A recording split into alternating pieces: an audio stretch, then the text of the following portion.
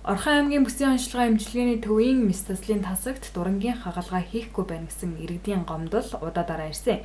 Үүний дагуу тодруулахад өнгөрсөн 7 хоногт дурангийн хагалгааны ариутгагч бодис хомсдсон учраас хагалгаанд орох иргэдийн тоо багассан талаар дараах тайлбарыг өгч байна. За яг өнгөрсөн 7 хоногт тэр дурангийн багжуудыг ариутгадаг газ плазм гэдэг юм ариутгахлын аппарат байдаг. Тэн дээр жоохон доголдолууд бол гарсан. Гэхдээ тухайн бүртэнд засал сэлбэж бол ажиллаулж байгаа. За тэгээ яг дуранг бол огт зогсчих юм бол байхгүй. Хэвлэн үндийн дуран, эмэгтэйчүүдийн дуран, орлогын дурангууд бол хэвийн үйл ажиллагаа нь бол хэвийн явагдаж байгаа.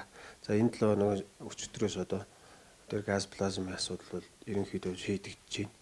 Тэгэхээр дурангийн хагалгаанууд бол хэвийн үргэлжлэнэ. За өнгөрсөн 7 хоногт огт бас дуран зогсчихсан бол байхгүй. Гэтэ ариутгалыг бид нэр арай өөр аргаар нь шийдээд явсан учраас яг тоон дээр нэг ганц нэг тоо багассан байгааг бол үүсэхгүй. Тэрнээс дурангийн хагалгаа бол огт зогсчихсон байсан бол байхгүй байна. Яг манай эмнэлгийн хувьд бол дурангийн хагалгаа 3 дурангийн хагалгаанууд хийдэг. Хэвлийн дурангийн мэсэсэл, эмэгтэйчүүдийн дурангийн мэсэсэл, тэгээ урлоогийн дурангийн мэсэсэл. Өдөр болгоо яг янз бүр.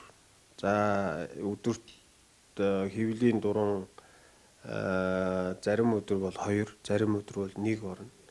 За энэ 7 хоногийн 2-оос 3 хоногт нь урлоогийн дурангууд орно.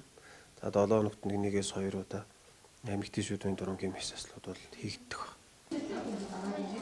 Энэ 7 хоногоос эхлэн дурангийн хагалгаа хэвийн явагдаж байгаа талаар холбогдох албаны хүн мэдээллээ манай аймгийн бүсийн онцлогоо эмчилгээний төвд хэвлийн хөндий эмэгтэйчүүд урлоо гэсэн 3 төрлийн дурангийн хагалгаа хийгдэж байна.